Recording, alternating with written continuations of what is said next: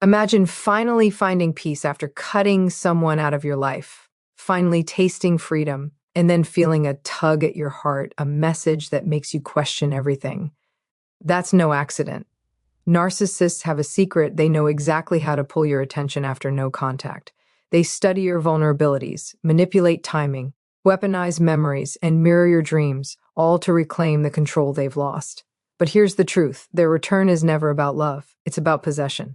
In this video, you'll discover their tactics, learn to recognize them, and reclaim your power, your peace, and your life. There is a strange kind of quiet that fills your life after you finally break free and go no contact. At first, it feels almost unreal, like you've stepped out of a storm and suddenly the world is still.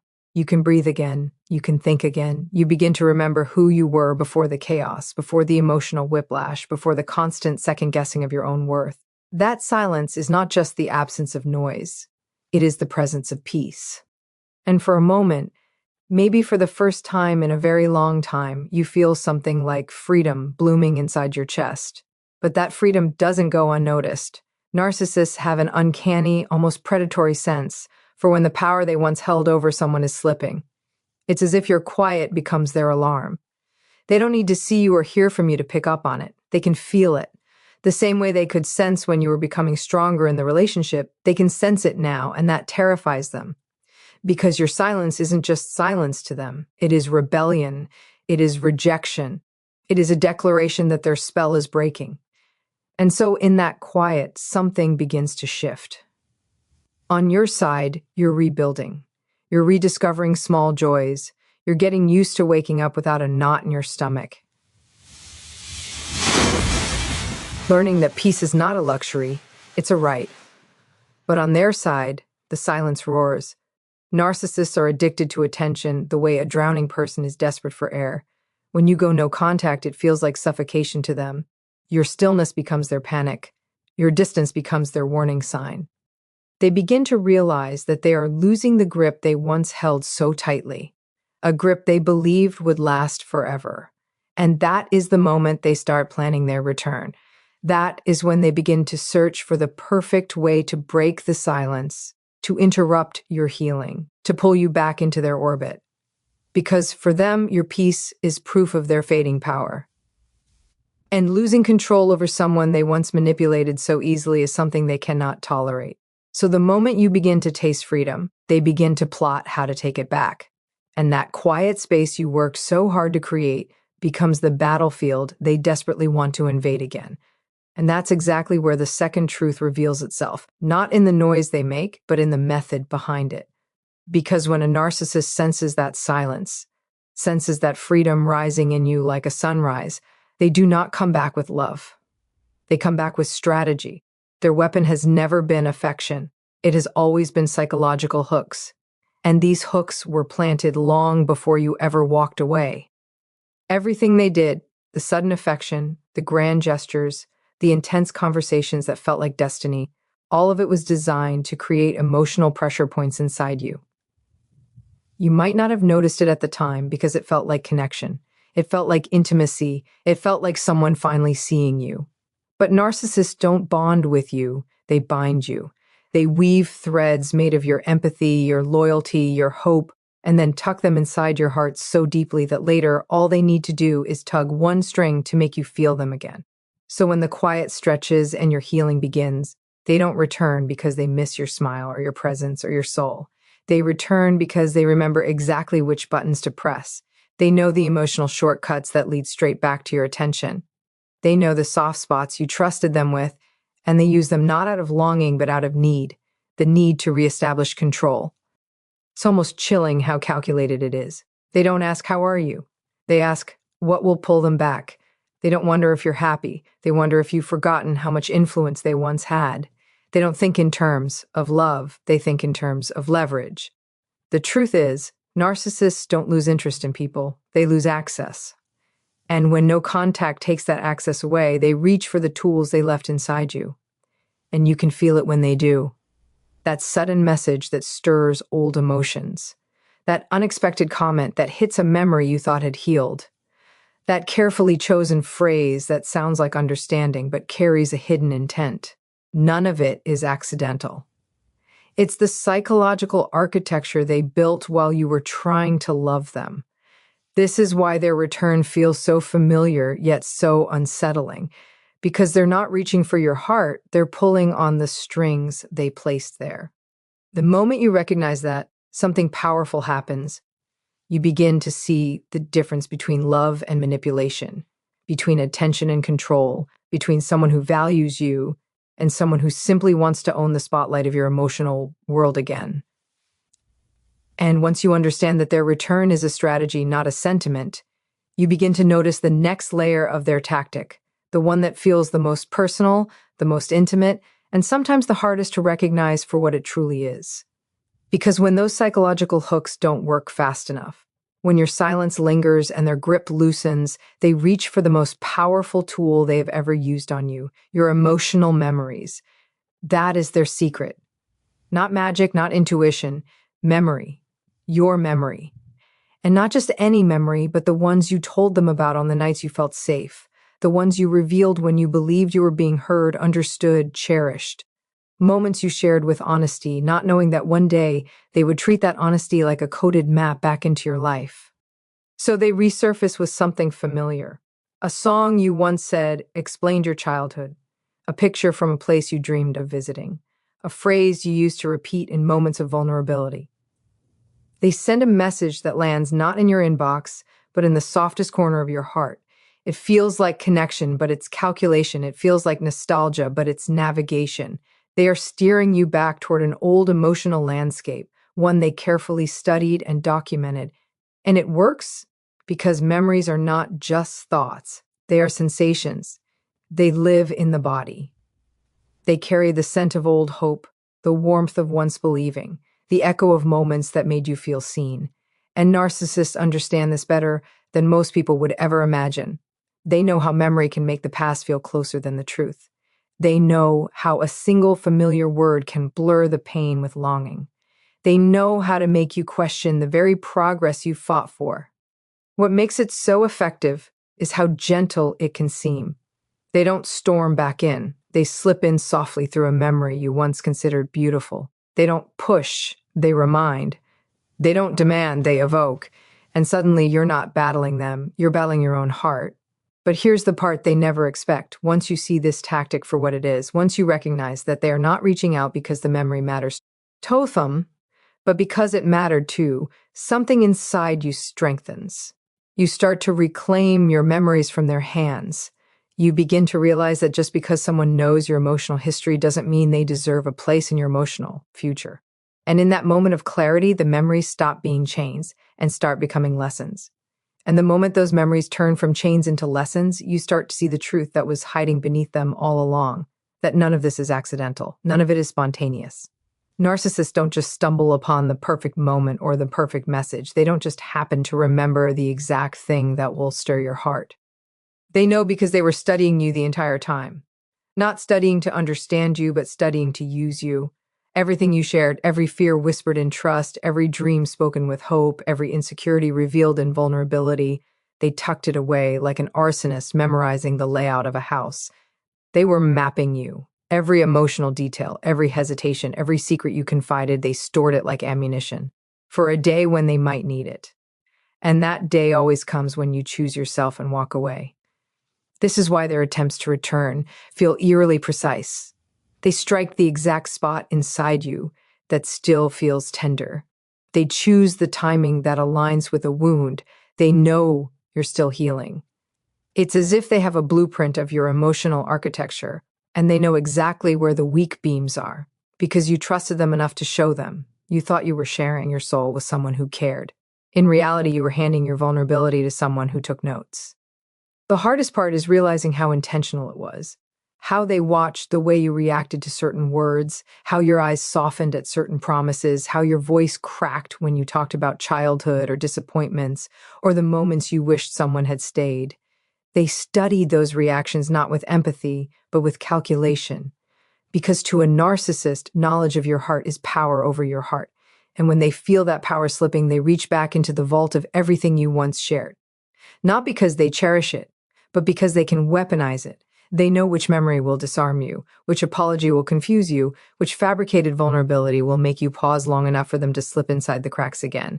But the moment you recognize this, the moment you see that they were not holding your vulnerabilities with care, but cataloging them with intention, something shifts inside you. You stop seeing their return as fate or chemistry or unfinished business. You start seeing it as strategy. You start understanding that your tenderness was never the problem. Their exploitation of it was. And with that realization, you begin to reclaim not just your memories, but your boundaries, your self-respect, and the parts of you they once treated like a manual for manipulation. And once you see how they cataloged your vulnerabilities, another pattern becomes painfully clear. The way they always seem to reach out at the exact moment your compassion might open a door. Because when the familiar messages and memory triggers don't work fast enough, they turn to something even more manipulative, something designed to bypass your logic and aim straight for your empathy, the crisis. It rarely starts with a simple hello. No, narcissists know that a greeting won't shake your resolve. But a crisis? A sudden emergency? A dramatic turn of events that paints them as helpless, broken, or victimized, that strikes right at the part of you they mapped so carefully, your heart that wants to help, to heal, to show up. They understand the weight of urgency. They understand how a compassionate person reacts when someone appears to be in trouble. And they know you're compassionate because you demonstrated it every time they wounded you and you still tried to fix things. That's why their emergencies feel so tailor-made. They're crafted to disarm. A sudden illness, a tragedy, a financial disaster, a vague message like, I really need you. I don't know who else to call. They know you're the kind of person who would never abandon someone in real pain, and they use that goodness like a crowbar to pry open the silence you've built. To them, it's not about the crisis itself. It's about your reaction to it. It's about pulling you back into their emotional orbit through pity, concern, or guilt. And the truth is, it works because you have a good heart. They studied that heart. They counted on it. They're not reaching out because they're genuinely lost. They're reaching out because they know you have a long history of rescuing people who never showed up for you in return. They know the way you carry responsibility that isn't yours, how you put your own pain aside to be there for someone else. They know that if anything can break no contact, it's your instinct to help someone who seems hurt. But when you take a step back and look closely, you start to notice that their crises only ever appear when your silence grows strong, when your peace becomes visible, when they fear they're fading from your life. Their emergencies have a strange habit of aligning with your healing, not with reality. And you realize that if they were genuinely suffering, they would seek support consistently, not only when they feel you slipping out of reach. That realization is powerful. It allows you to separate compassion from manipulation. It helps you understand that your kindness is not the problem. Their exploitation of it is. And slowly you learn that someone else's fear of losing control should never be treated like an emergency you're obligated to fix. And once you see through the manufactured crises, once you recognize how they twist your compassion into a doorway, you begin to anticipate the next move in their cycle. Because narcissists have patterns, and when panic creeps in, when the crisis card doesn't work the way it once did, they reach for one more mask. It is their most polished, most convincing, and often their most dangerous performance, the transformed self. Suddenly, the same person who ignored your pain, dismissed your feelings, and minimized every wound you carried returns with a newfound awareness. They speak the language of healing, as if overnight they've become reflective, accountable, enlightened. They tell you they've changed, they've grown, they've realized everything they did wrong. They present themselves as someone who finally understands the depth of your hurt, someone who has spent nights in deep introspection, someone ready to become the partner you always wished they were. They know exactly what you craved during the relationship: acknowledgement, effort, empathy, and now they mirror it back with almost uncanny precision. Not because they've discovered empathy, but because they've discovered desperation. They promise therapy. They promise apologies. They promise soft conversations, new habits, spiritual awakenings, emotional breakthroughs. They will echo every word you ever beg them to understand, and they will make it sound like a revelation they reached on their own. But if you look closely, the timing gives it away. Their transformation appears only after you stop giving them what they want.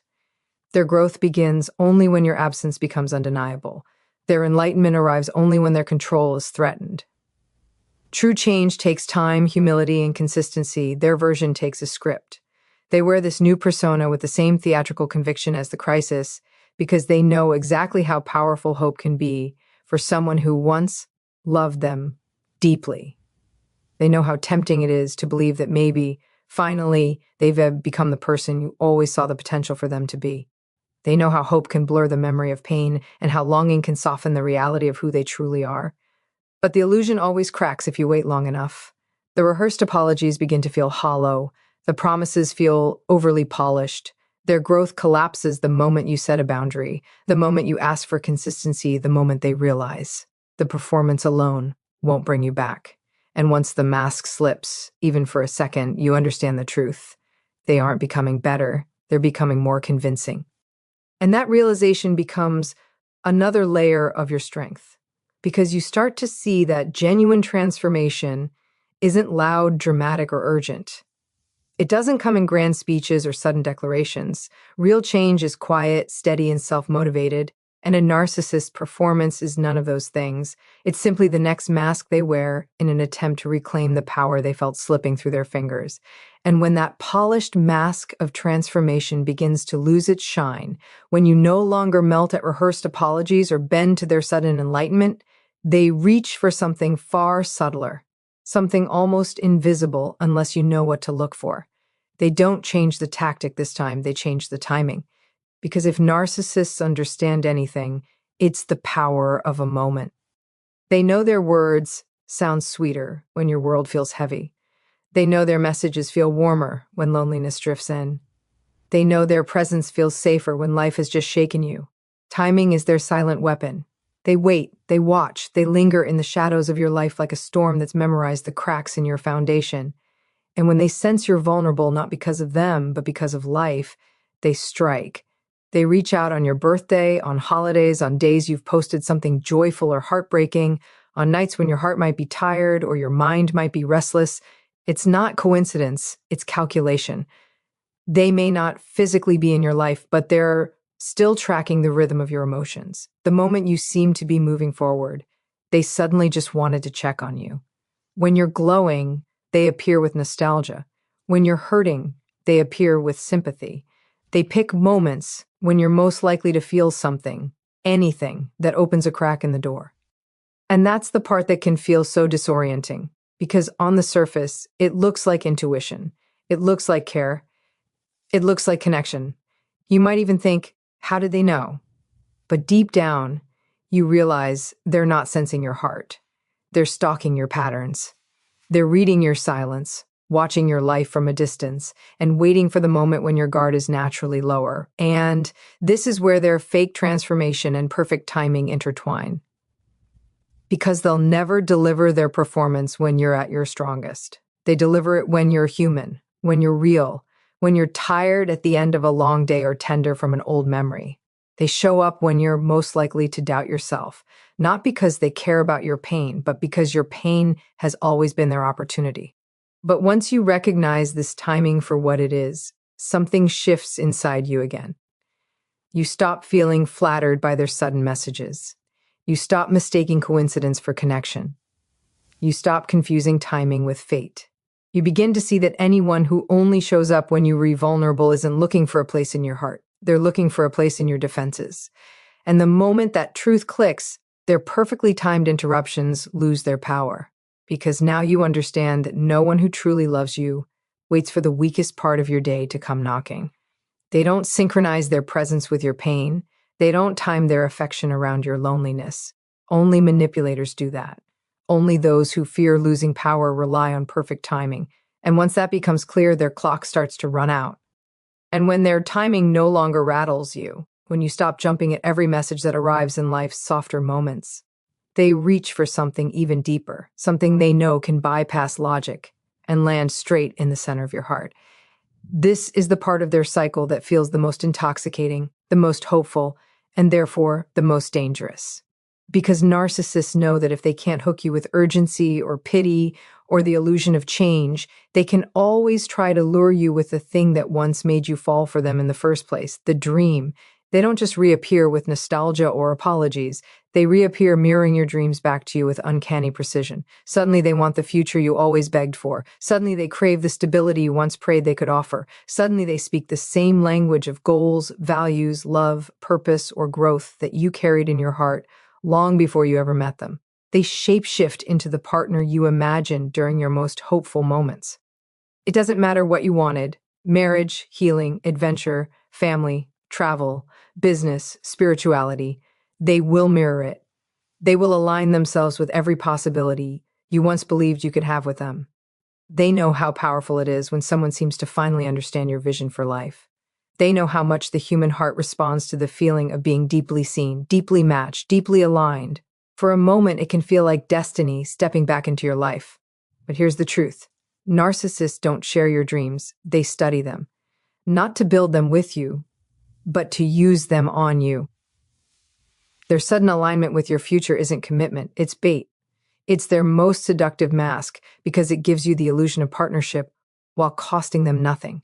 They don't have to change to mirror you, they just have to perform. And it's breathtakingly effective because it taps into the part of you that wanted things to work, the part that believed the connection could be something extraordinary if only the pain would stop. They know that if they can get you dreaming again, they can get you doubting again. Doubting your decision to leave, doubting your own clarity, doubting whether the person standing in front of you might finally be the version of them you always prayed for. But the illusion always collapses when consistency becomes required. Mirroring can mimic purpose, but it cannot sustain it. It can imitate dreams, but it cannot build them. When you pay attention long enough, you start to notice the cracks. Their enthusiasm without action, their promises without follow-through, their passion without responsibility. You notice how every dream feels like smoke, present for a moment, then slipping through your fingers. And slowly, something inside you hardens, not in bitterness, but in self-realization. You begin to understand that anyone can mirror your dreams, but only someone genuine will stand beside you and build them brick by brick. And once you know that difference, their imitation of your future loses its charm. Because now you see that your dreams are sacred, and they were never meant to be props in someone else's performance.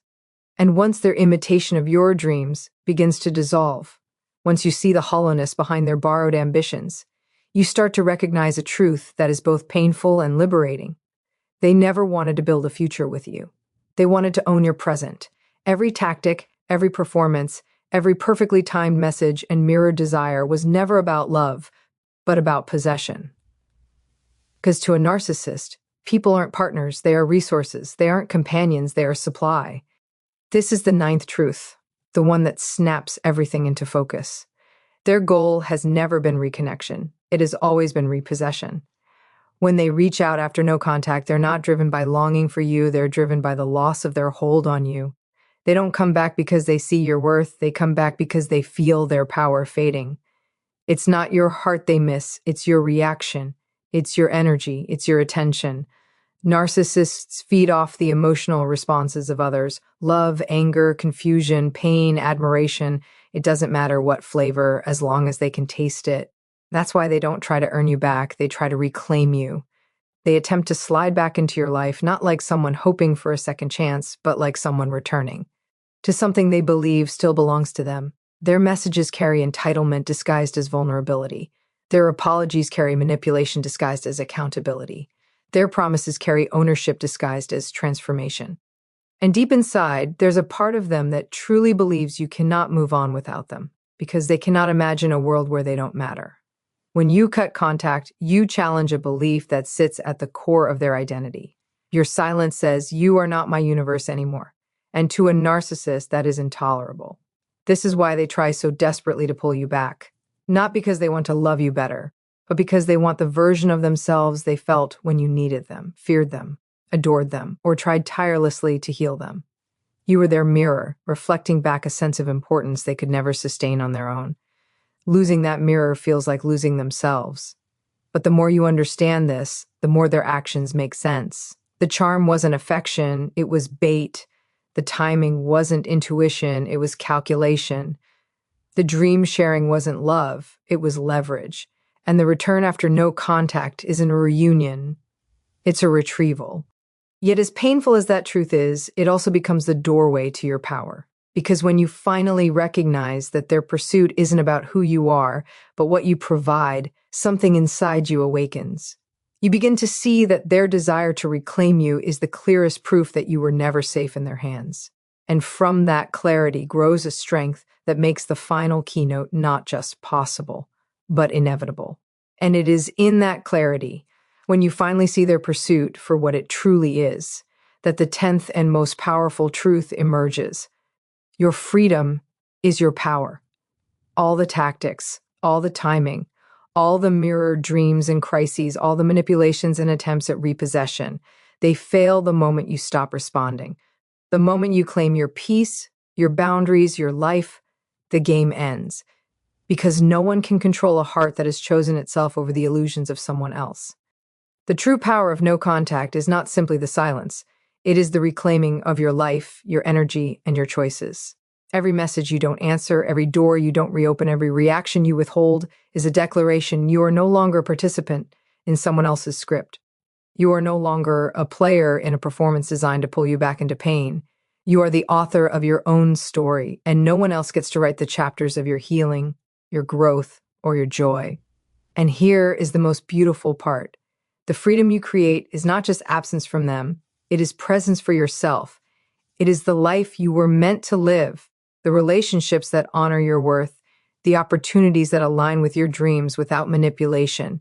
It is the rediscovery of who you were before anyone else told you who you should be. Every moment they reach out, you are reminded that the power was never theirs. It was always yours to reclaim. Your liberation is both defiance and affirmation. Defiance against the cycle that tried to hold you in place, and affirmation of the truth that you deserve.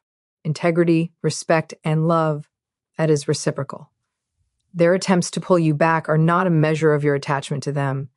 They are a measure of their attachment to the idea of controlling you. And when you stop entertaining that control, you are no longer a target. You are a force. So remember this. The more they try to reclaim what they lost, the more evidence you have that you are moving in the right direction. Every tactic they use, every hook they throw, every story they spin is a testament to the fact that you are living outside the boundaries they could ever contain. And in that realization, you find the ultimate truth. Your life is yours, your heart is yours, and the future belongs to the version of you that refuses to step back into a cage disguised as love. Freedom is not passive. It is a conscious, courageous, unshakable choice. And when you claim it fully, you do not just survive, you thrive. You do not just endure, you shine. Because the real secret is that once you choose yourself, no narcissist, no manipulation, no borrowed dreams or calculated crises can ever steal your attention, your peace, or your life again. And so, as we reach the close of this journey together, I want you to pause and feel the weight of everything we've uncovered. Imagine for a moment the silence after no contact, the space you carved out for yourself, the peace you fought to reclaim. That silence is not empty. It is sacred. It is the soil from which your strength grows. Every hook they throw, every mirrored dream, every manufactured crisis, every attempt to reclaim what was never theirs in the first place is merely proof that you have stepped out of their orbit. That's all it is. Your attention, your energy, your heart. These are not prizes to be won, but treasures to be protected. Remember, the narcissist's tactics are clever, relentless, and often intoxicating. But they are never rooted in love. They are rooted in need, in control, in a hunger to feed on the very essence of who you are.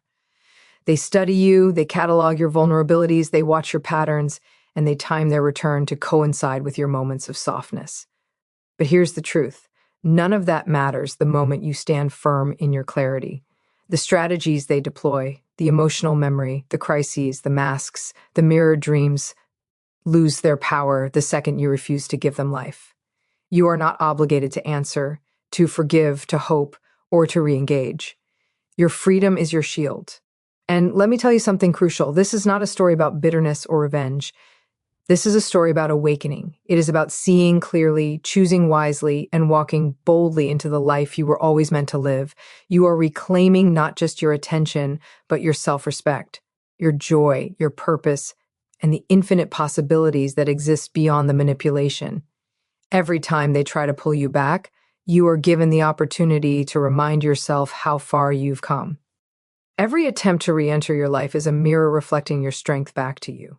There is power in understanding their motives. There is liberation in recognizing the difference between love and control, between attention and obsession, between connection and possession. And there is a beauty in finally realizing that your worth does not depend on their validation. You are not defined by the tactics they use or the control they crave. You are defined by the courage it takes to protect your peace, to set boundaries, and to prioritize your life above the chaos they want to orchestrate. So hold on to that courage. Let it ripple through your thoughts, your decisions, and every interaction you have moving forward. Know that every day you remain free from their influence, you are rewriting your story on your terms.